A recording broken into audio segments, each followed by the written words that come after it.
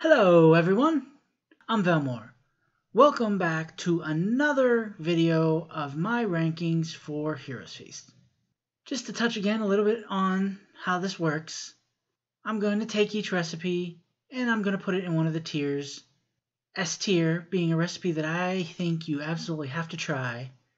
A tier, a recipe that you should probably try. B tier, a good recipe that maybe needed a little bit of work. C tier, a recipe that definitely needed a little bit of work. Or D tier, a recipe that I just didn't think was very good and you can probably skip. Again, these are just my opinions.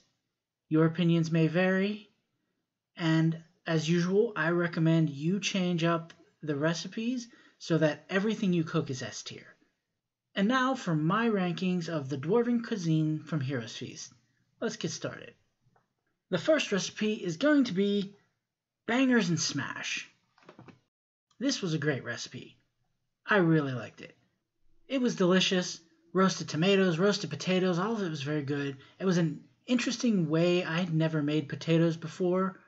And because they all go in at different times on the same tray, there's different oils on each part that go into different areas. It made for a wonderful mixture of flavors and for a pretty easy cleanup because it was only one pan. So with all that, I think it was an A.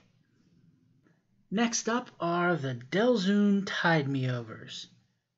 These little guys deserve an S. They had an interesting texture because you bound them together with what was essentially just mushy bread. It made them very soft in the middle and just a little dense, but not too much. Everything stuck together very well. They were full of flavor. And then they were served with this wonderful, slightly sweet and rich gravy. Just an absolutely wonderful dish. Up next is going to be Underdark Lotus with Fire Lichen Spread. It's a roasted chickpea and carrot hummus. I'd never made hummus before, and I'd never thought to put carrot in them the way this did. It was good. It went together well. Everything served with it well. It's one of those ones. It's a B. I'm not sure what you might add to it to elevate that to an A or an S. But I thought it was generally good. Next up is going to be Miner's Pie.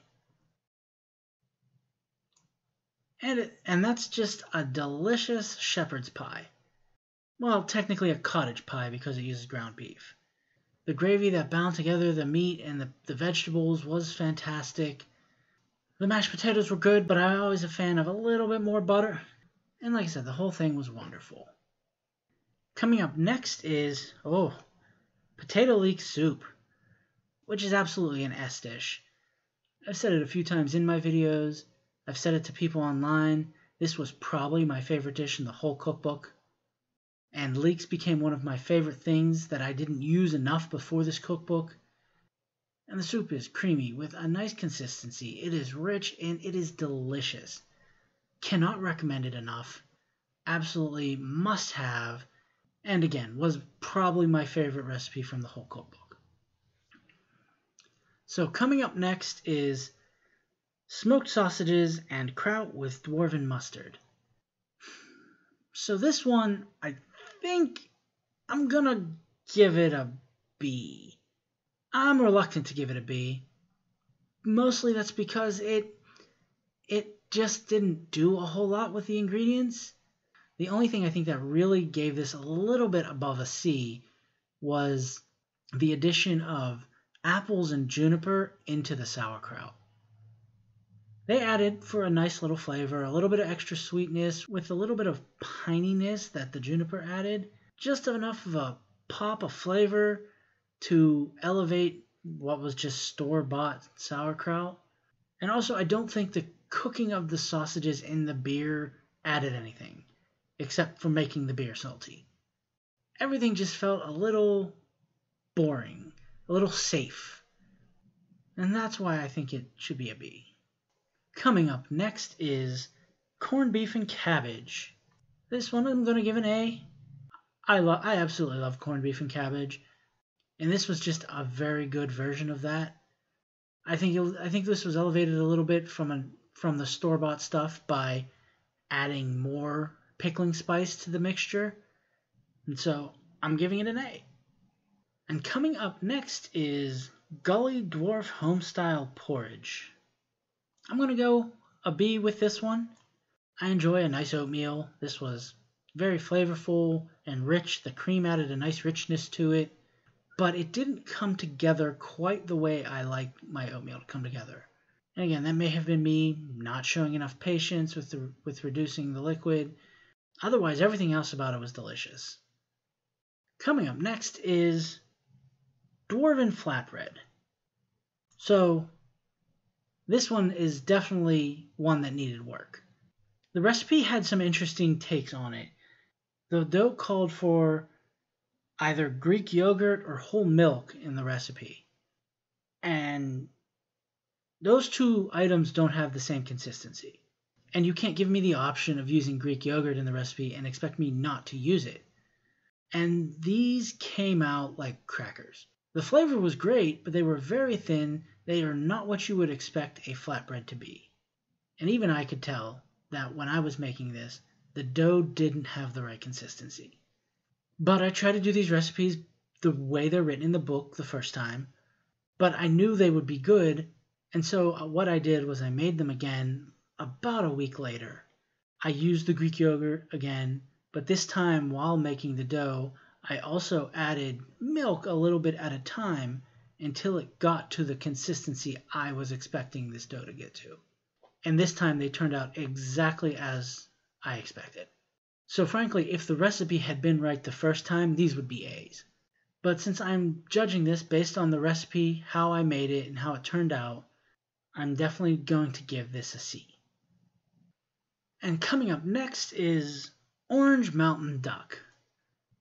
This was a very good recipe. I had never made duck before, and I'd probably only eaten duck once or twice before that. But it had a nice crispy skin. It was perfectly cooked, well seasoned, and the sauce had a nice sweetness from the honey, the orange, the cognac. It was rich, there was some duck fat in it, and then just a pinch of spice. Honestly, this whole dish might even be an S. This might be that good. It's right there on the border, but I know duck can be one of those things that's hard to find, so I don't want to call this a must-make dish for you if you can't find duck. If you can find duck, go ahead, make this dish. But I guess that's a bit of a poor move to judge something based on whether or not the ingredients are easy to find. I'm moving that to an S. It was that good, so I changed my mind. It's going to be an S. And coming up next is Plate of Gold. So this is tempura fried vegetables. They were delicious. They also came with a homemade sweet and sour sauce, which was very good. A little more on the sweet side than the sour, but I thought it was tasty. And these tempura vegetables were light and crispy, even after sitting for a few minutes while I took the pictures of my dinner and all the other stuff I do to get the videos ready. Each bite was still very crispy. These ones also deserve to be made. It was very good. And now the final recipe from the Dwarven section is black pudding, which was a chocolate coffee pudding. Delicious. And I'm going to give this one an A. The pudding didn't quite get as thick as I would have liked. And as a personal note, I wouldn't want this as a dessert because I don't really like having coffee that late. And I know there's others of you that don't like having coffee that late in the evening either. And those of you that can enjoy a nice cup of coffee that late and then sleep later, I'll admit I'm a little jealous of that. Even a few spoonfuls of this would keep me awake well after I wanted to be. And that's the end of the Dwarven Cuisine. Overall, looking at this, I really enjoyed the Dwarven section. It had my favorite dish in it, as well as a few others that I, like I said, can't miss, and then a couple of other very good dishes in it that probably deserve some of your time. And I hope you enjoyed. You can follow me on Instagram or Twitter at chef_Velmore. The links will be in the description below. Thanks for watching. Like, subscribe, I put out videos from other nerdy cookbooks on Mondays, and the next video from my tier list ranking from Heroes Feast will be out next week. So come on back and check me out then.